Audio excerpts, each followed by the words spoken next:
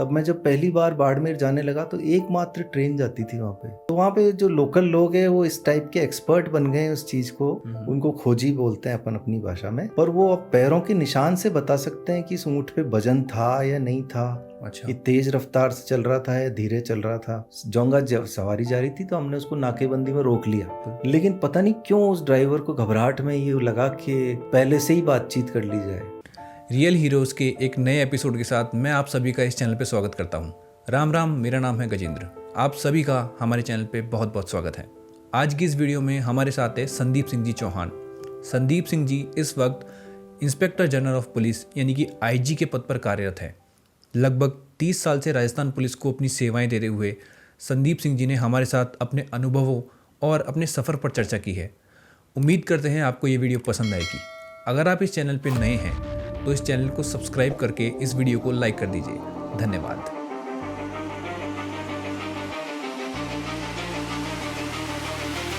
सबसे पहले तो सर आपका बहुत बहुत स्वागत है हमारे शो के अंदर। कैसे हैं आप? मैं बिल्कुल ठीक हूँ, थैंक यू वेरी मच।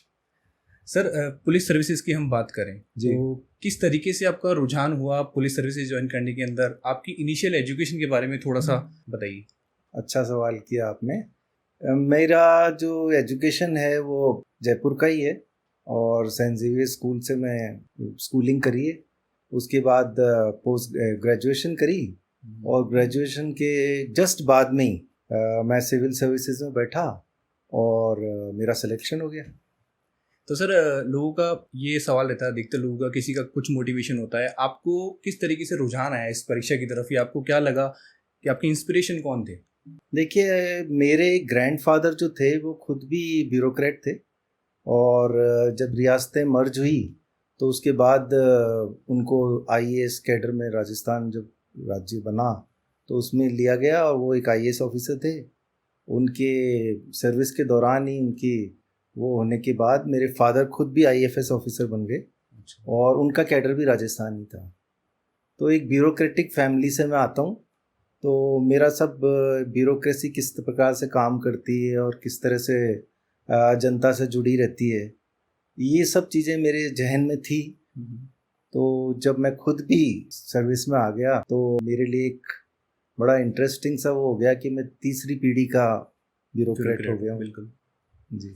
तो सर जैसे आपने बताया कि ब्यूरोक्रेट फैमिली से आप बिलोंग करते हो, तो अगर देखा जाए, आपने बताया आपके फादर के बारे में, ग्रैंडफादर के बारे में, तो उन्होंने एडमिनिस्ट्रेशन के रूप में इस देश को सेवाएं दी, लेकिन आपने एज अ पुलिस ऑफिसर अपने करियर को चूज किया। तो क्या डिफरेंसेस रहे हैं, किस तरीके के एक्सपीरियंसेस आपके नए रहे? जैसा कि आपको ध्यान होगा कि पुलिस एक ऐसी सर्विस है जो किसी भी सरकार का पब्लिक से सीधा सीधा जिनका जुड़ाव होता है या वो आमने सामने जो पब्लिक का बना रहता है जुड़ाव, वो पुलिस सर्विस से बना रहता है। बिल्कुल। और मुझे खुद को भी ये एहसास नहीं था कि पुलिस एक ऐसी सर्विस है जो जीवन के हर एस्पेक्ट में, किसी भी साधारण व्यक्ति के हर एक एस्पेक्ट में पुलिस का कोई ना कोई रोल रहता है। बिल्कुल। चाहे वो ग्रामीण क्षेत्र हो चाहे शहरी क्षेत्र हो। आप देखते होंगे कि स्कूल में भी आजकल एग्ज़ाम होते हैं तो पुलिस व्यवस्था होती है, या कोई आपको कोई अपनी इच्छा से शादी भी करनी हो और परिवार का विरोध हो तो वहाँ भी आप देखते होंगे कि पुलिस का रोल रहता है। जीवन के छोटे छोटे एस्पेक्ट में सब जगह पुलिस का रोल रहता है। बिल्कुल सर। सर आपने इस सर्विस में लगभग 30 साल आपने सर्विस कर दी है अभी तक। जी जी। आपके अलग अलग तरीके के अनुभव रहे हैं। जी जी। बहुत से लोग अभी जो शुरुआत करना चाहते हैं वो इस वर्दी की ग्लोरी को देख के या फिर देश के जुड़ाव को लोग देख के, बहुत सारे लोग चाम के अंदर सर्विसेज ज्वाइन करना चाहते हैं, तो लेकिन जब वो एक्सपीरियंस करते हैं ज्वाइनिंग के बाद उनको पता चलता है कि जिम्मेदारी भी बहुत ज़्यादा है। जी। तो उसके बारे में थोड़ा सा आप बताना चाहेंगे? हाँ, आमतौर पे जब अपन देखते हैं सिनेमा में या कोई किस्से कहानियों में तो ऐसा लगता है कि कोई बहुत रोमांटिक सर्विस है और किस प्रकार से आप केवल और केवल मात्र कोई क्राइम हुआ और क्रिमिनल को पकड़ लिया, इस प्रकार का अपना एक माइंडसेट बना हुआ होता है।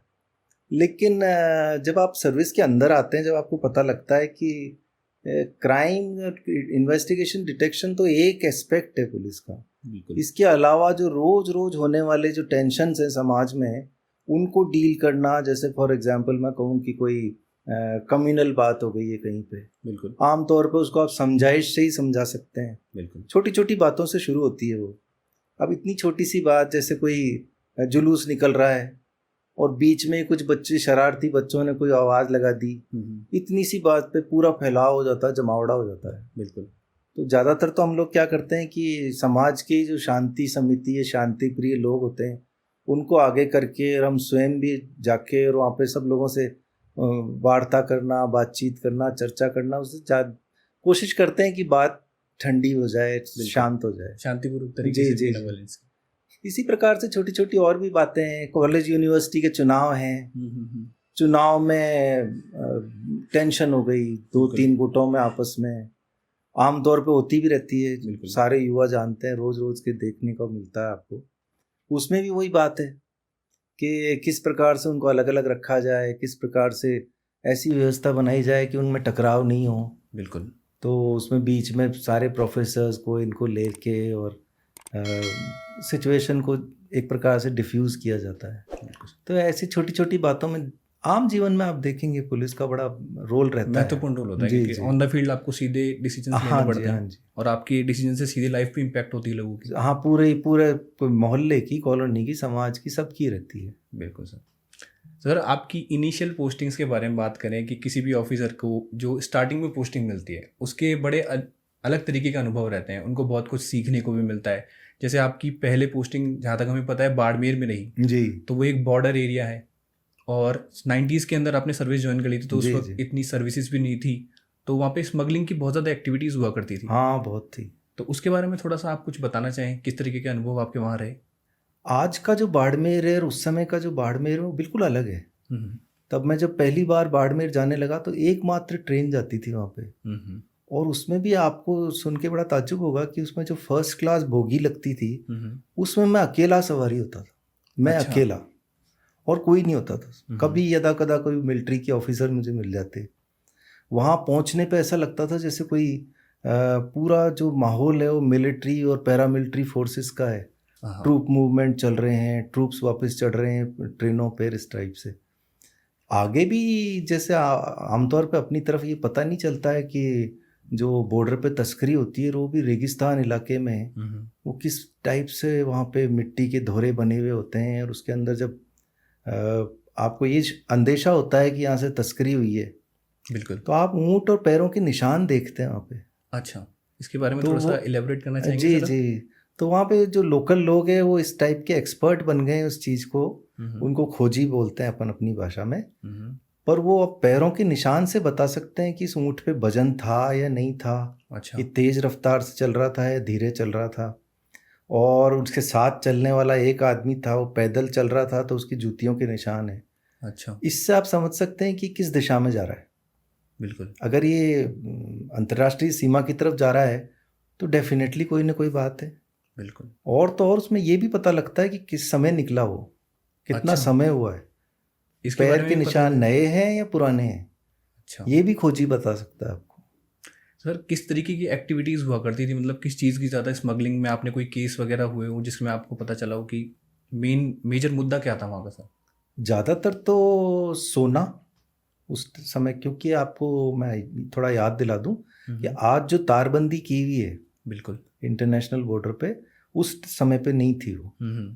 और बीएसएफ जो पैरामिलिट्री फोर्स है उनके द्वारा सिर्फ गश्त की जाती थी, तो लंबी लंबी दूरी की गश्त होती थी, बीच बीच में लंबे गैप थे। बिल्कुल, सोना एक आइटम था, और हमेशा क्या होता है कि जब तस्करी के आइटम लेके जाते हैं तो ये भाव देखते हैं, बॉर्डर के उस तरफ क्या भाव है, इस तरफ क्या भाव है। अच्छा, यदि उसमें उनको लगता है कि कोई फ़ायदा है तो उसी आइटम की तस्करी होने लगती है। बिल्कुल, मेरे समय में सोने की बहुत होती तस्करी।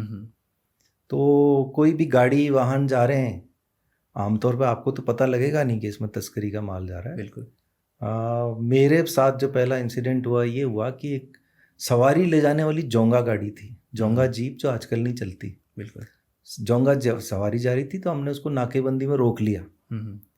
रोकने के बाद ऐसे ही साधारणतः जो उसकी चेकिंग चलती है वो होनी थी। बिल्कुल, लेकिन पता नहीं क्यों उस ड्राइवर को घबराहट में ये लगा कि पहले से ही बातचीत कर ली जाए। अच्छा, तो उसने जो हमारे साथ स्टाफ था उसको कहना शुरू किया कि कोई बात नहीं साहब, थोड़ा अपन आपस में बात कर लेते हैं, इस मुद्दे को सेट कर लेते हैं।